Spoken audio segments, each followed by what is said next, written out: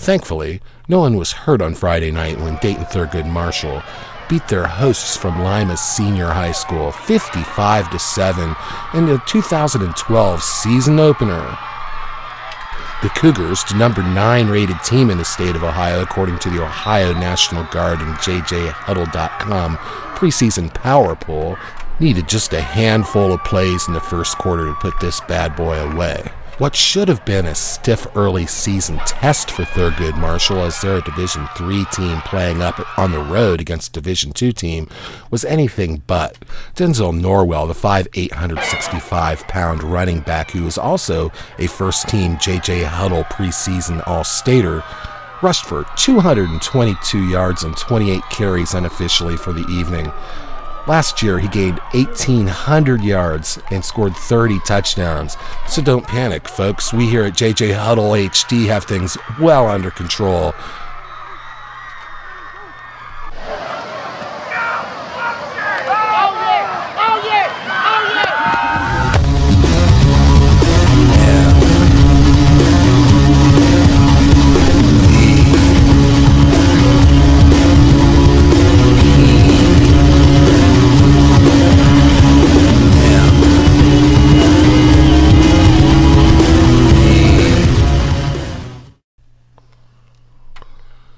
In 2011, the Thurgood Marshall Cougars were 10-2, and they were regional semifinalists in D3.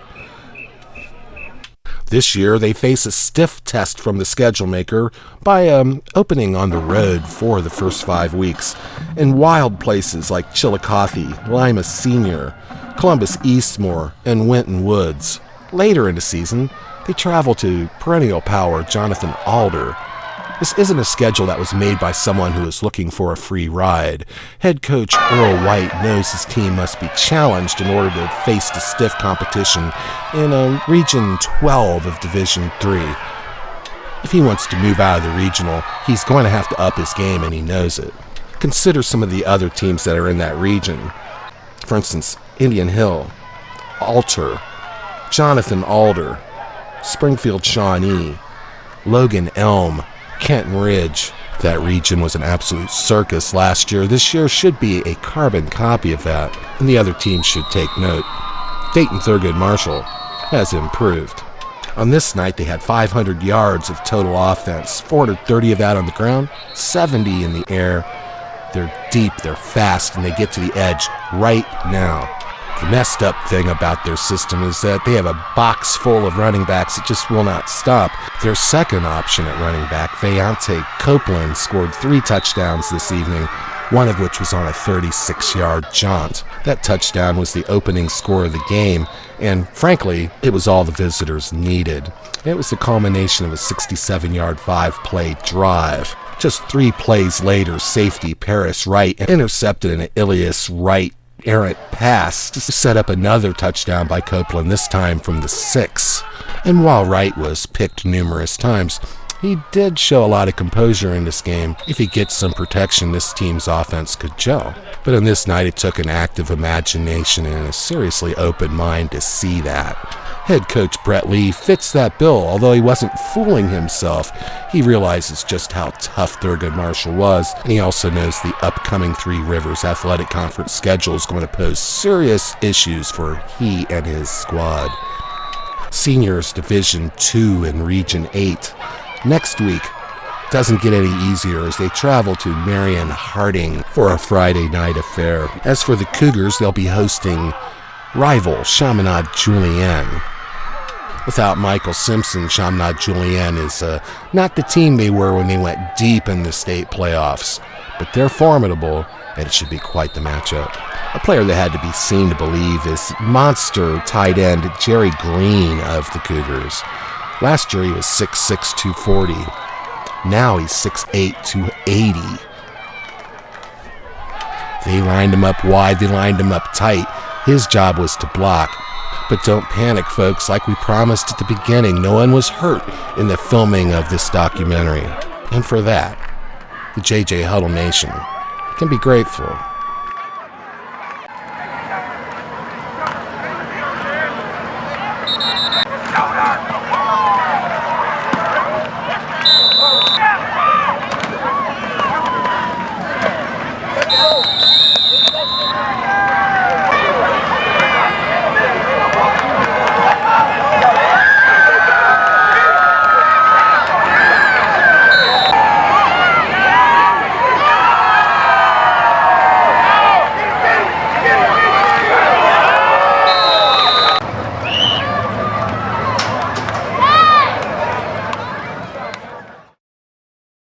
satisfied with the first half at all. Lima Senior came out. I mean, we was up big at the half by 28, but they knocked us around. You know, some of our base plays that we hang our hat on, you know, they did a really good job. You know, I don't know if it's more them, some of us, but it wasn't the outcome that I wanted in the first half. Of course, you have one of those schemes that's hard to prepare for. I mean, no one else on the planet's running this thing. So, I mean, they've obviously had you scouted, apparently. Yeah, I think the kids just came to play. It just knocked us around a little bit. They really came to play. They really knocked us around. They did a great job. Who came to play for you? Deontay Copeland had a great game today. I think 3 or 4 touchdowns, interception. One of the top kids in the state. Just outstanding athlete to be a junior. And huddle, how you doing? Be around each other, bro.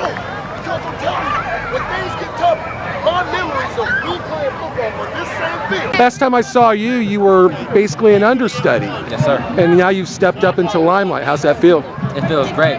You know, being a junior last year and getting that taste of losing in the playoffs, you know, we want to come back, you know, with that bitter feeling in our heads and, you know, come back and complete our goals. Yes. You came up to me afterwards and said, make sure I come back next year to see you, you know, and here you are. Well, I want to step up every year and, you know, help my team out the best way I can. So, you know, I work hard each and every day with the offensive line, and we clicked it in the second half.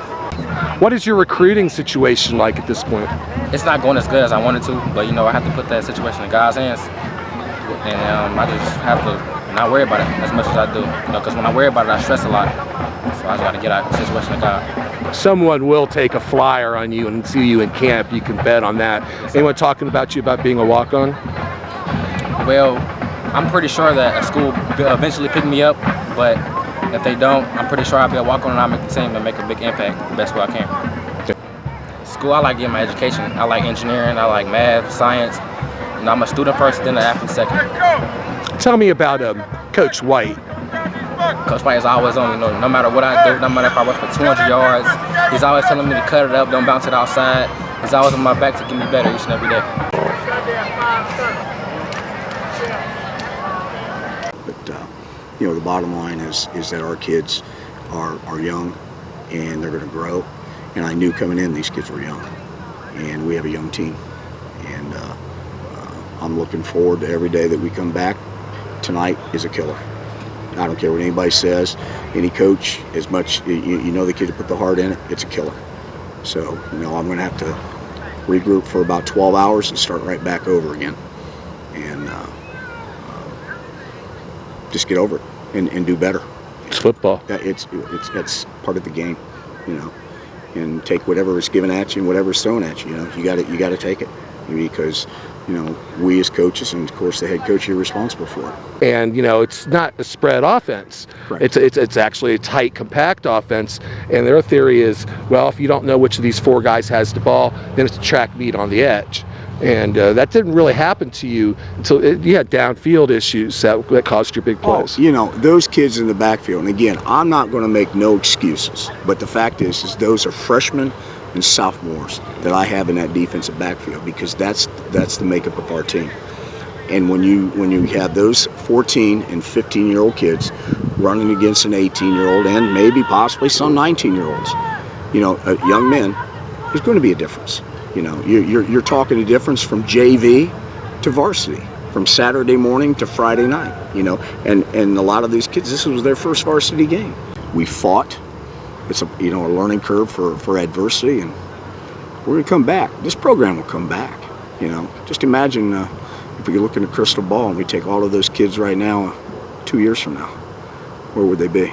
How good are they going to be if they stick together and they believe in it? They're going to be pretty darn good. One thing's for sure, there's 5 or 6 tricks that they're not going to get fooled on in the near future.